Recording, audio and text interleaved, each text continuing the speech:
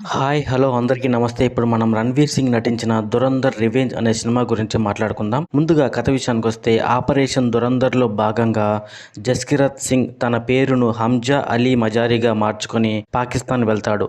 అక్కడ లయరీ అనే టౌన్లో బలోచ్ నాయకుడైన రెహమాన్ డెకాయిట్ని చంపేస్తాడు. అక్కడితో దురంధర్ పార్ట్ 1 ఎండ్ అవుతుంది. పార్ట్ 1కి కంటిన్యూటీగా ఈ సినిమా సాగుతుంది. జస్కిరత్ సింగ్ అలియాస్ రణ్వీర్ సింగ్ తండ్రిని లోకల్ ఎమ్మెల్యే మనుషులు ల్యాండ్ గొడవలో చంపేస్తారు. తన ఇంట్లోని ఆడవారిపై కూడా అఘాయిత్యం చేస్తారు. దీంతో అతడు వారిపై పగ తీర్చుకుని చంపేసి జైలుకు వెళ్తాడు. అక్కడ కొందరు అటాక్ చేసి రణ్వీర్ సింగ్ ని కిడ్నాప్ చేస్తారు. అతన్ని కిడ్నాప్ చేసి పాకిస్తాన్లోని ఉగ్రవాదులని అంతం చేసే మిషన్ దురంధర్ ని అప్పగిస్తాడు భారత ఇంటెలిజెన్స్ బ్యూరో హెడ్ అయిన ఆర్ మాధవన్. ఇక రెహమాన్ మరణం తర్వాత లైరీకి తానే లీడర్ అని అర్షద్ పప్పు ప్రకటించుకుంటాడు.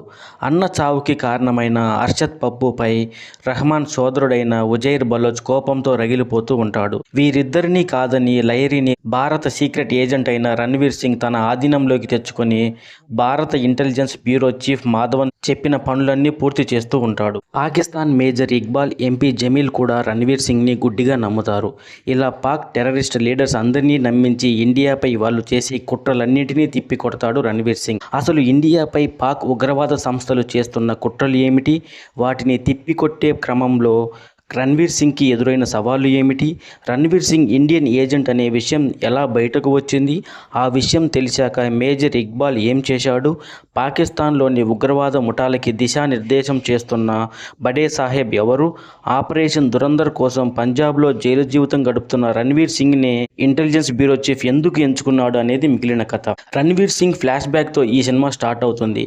తన కుటుంబానికి జరిగిన అన్యాయంపై పగ తీర్చుకునే సీన్స్ చాలా వైలెంట్గా ఉన్నాయి. లైరీని దక్కించుకునేందుకు రణ్వీర్ సింగ్ ఆడే మైండ్ గేమ్ బాగుంది. ఫస్ట్ హాఫ్ కాస్త స్లోగా ఉన్న ఇంటర్వెల్ ట్విస్ట్ సెకండ్ హాఫ్ పై ఏం జరుగుతుందా అనేలా ఇంట్రెస్ట్ని క్రియేట్ చేస్తుంది. సెకండ్ హాఫ్లో రణ్వీర్ సింగ్ పై ఎస్పీ చౌదరికి అనుమానం వచ్చి రణ్వీర్ సింగ్ ఇండియన్ ఏజెంట్ అని తెలిసాక నెక్స్ట్ ఏం జరుగుతుందా అనే క్యూరియాసిటీ పెరుగుతుంది. క్లైమాక్స్ ఎమోషనల్గా ఉంటుంది. 2016లో జరిగిన నోట్ల రద్దుని కూడా ఈ కథలో ఇన్వాల్వ్ చేశారు. ఆ నిర్ణయం సరైనదే అనేలా చూపించారు ఈ సినిమాలో.